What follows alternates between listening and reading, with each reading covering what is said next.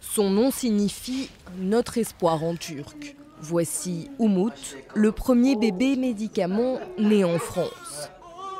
Conçu in vitro, il a été choisi par les médecins alors qu'il n'était encore qu'un embryon.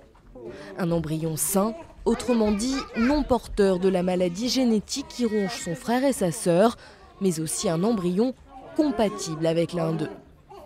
Il y a eu une vérification de la compatibilité donc, sur le sang de cordon qui a été conservé. Et donc ce sang de cordon est parfaitement compatible avec l'un des deux enfants. Il se trouve que c'est la grande sœur qui est compatible avec ce petit frère. Le premier bébé médicament de l'histoire est né aux États-Unis il y a plus de 10 ans. Adam Nash avait à l'époque permis de sauver sa sœur Molly, atteinte d'une maladie génétique. Petit à petit, cette procédure a été autorisée dans d'autres pays comme la Grande-Bretagne, la Belgique ou encore l'Espagne.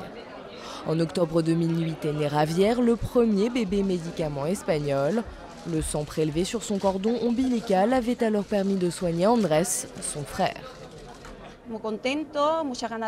Il est très heureux, il a à nouveau envie de jouer, de manger. Ça a changé sa vie.